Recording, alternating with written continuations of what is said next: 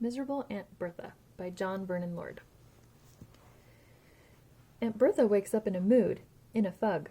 She dislikes the lampshade, she can't stand that rug. Her eyes are all twitchy, her mouth slips downhill. Aunt Bertha's a problem for which there's no pill. Bill is her nephew, he's been sent to stay. In truth, thinks Aunt Bertha, I'd like him away. She glooms at the cornflakes, goes right off her tea. Don't worry, dear auntie, just leave it to me. With glasses in hand, Bill is off down the path. Now I wonder what would give the old trout a laugh.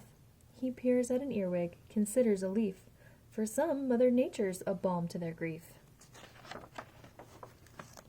The flowers are blooming, the butterflies flutter.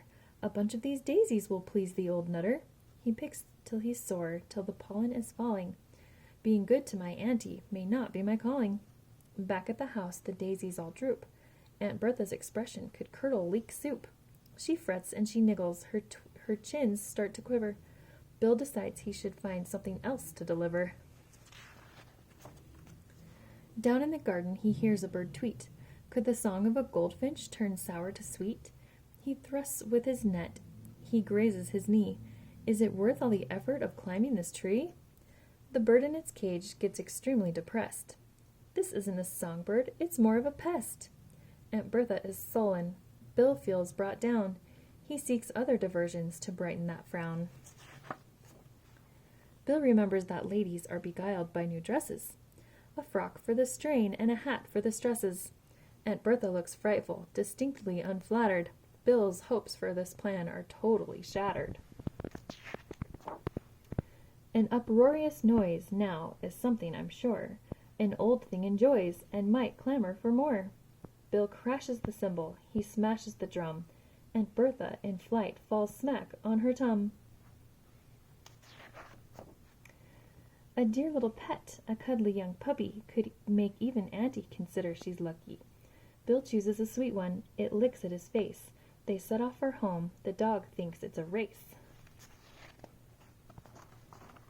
Sammy, the dog, spots Gretchen, the cat. The result of this meeting, you could say, is that auntie is toppled, the room is in pieces. I wonder, thinks Bill, if aunts should have nieces. A look to the past, a museum visit, might be a tonic. Did I hear, is it? In the big gallery, auntie's new grouse is the fright she is given by the bones of a mouse.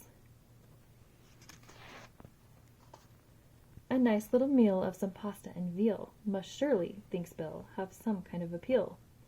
The meat is a cinder, the spaghetti runs wild. Is cheering this lady too much for a child? Feeding the ducks is a sound occupation that could just turn out to be auntie's salvation. Bill shows her the pond, the ducks see the bread.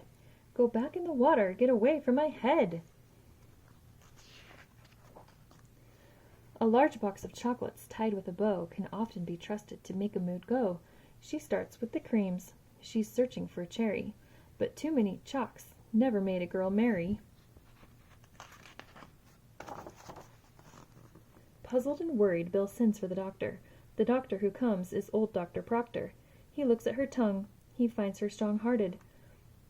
He's so pompous and boring, Bill's back where he started. The secret of happiness might lie in books.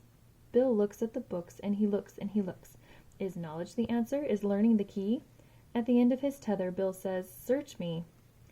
Aunt Bertha comes in with a dreadful grimace. Anguish is scribbled all over her face. There's nothing on earth that fills me with joy. Her ludicrous speech gives a clue to the boy. He searches around for a dollop of nothing, and carries it back with the idea of bluffing. His silly old aunt, unaccountably pleased, makes Bill feel quite glad, though horribly squeezed. The jar full of nothing stands high on the shelf. Aunt Bertha tells Bill, "It was really yourself who brought home to me that there's nothing you need more than love from another." On that they agreed. The end.